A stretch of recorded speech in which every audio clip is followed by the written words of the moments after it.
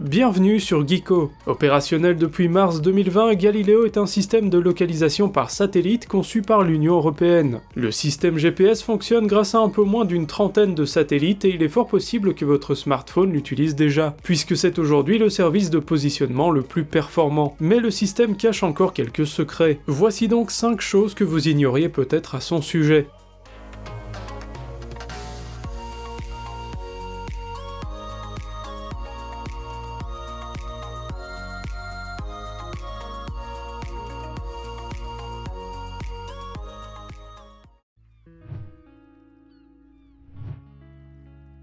En réalité, Galileo est déjà en service depuis plusieurs années. Le 15 décembre 2016 marque son entrée en fonction, même s'il n'était bien sûr pas opérationnel à 100%. Il ne comptait en fait qu'une quinzaine de satellites alors que le projet final en prévoyait une trentaine une fois terminé. Il se trouve que le système n'était donc pas des plus performants au départ. Au lancement, la qualité et la précision du service de localisation variaient beaucoup, mais le projet s'est développé au fil des années. De nombreux satellites sont venus s'y ajouter, le rendant bien plus précis qu'avant.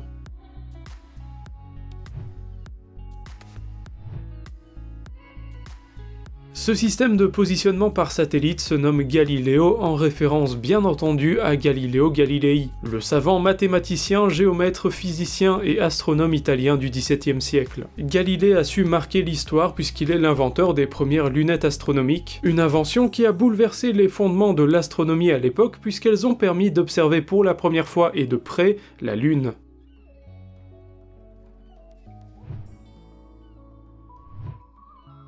Avec une trentaine de satellites en activité et une technologie plus récente, Galileo est un service très précis et performant. La précision est d'entre 1 et 2 mètres grâce à des horloges atomiques sur chaque satellite, alors que la précision du GPS est de 5 à 10 mètres. Il faut cependant noter que les performances de Galileo ne seront poussées que dans le cadre de certains services payants. Un utilisateur lambda n'aura pas accès à une telle précision, puisque chercher à se localiser sur son téléphone sera plutôt de l'ordre de la dizaine de mètres. En revanche, les services de secours et les professionnels vont bénéficier de ces performances puisque la précision sera alors de l'ordre du mètre, voire même du centimètre dans des conditions idéales.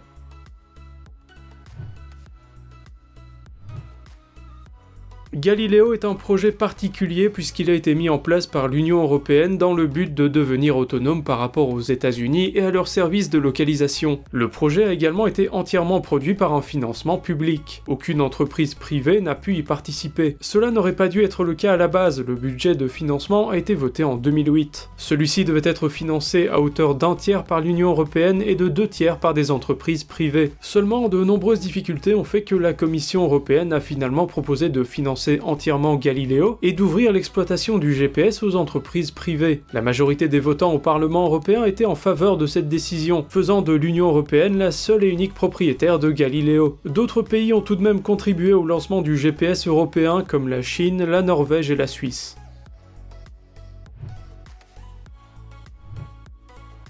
Contrairement à ce qu'on pourrait croire, Galileo se montre très utile dans de nombreux cas de figure, et pas juste pour une utilisation sur les smartphones, voitures connectées, etc. Le système est bien plus utilisé dans d'autres milieux qui peuvent d'ailleurs utiliser son plein potentiel. Les milieux maritimes, ferroviaires, aériens, les services d'urgence et même l'agriculture bénéficient de ses performances. Galileo est par exemple utilisé pour gérer les trafics, qu'ils soient aériens, maritimes ou autres. Dans l'agriculture de précision, les satellites permettent de maximiser les rendements, d'optimiser et réduire l'impact sur l'environnement, mais il est surtout utile pour réduire les délais de sauvetage puisqu'il permet de localiser plus facilement des gens perdus en mer ou en montagne.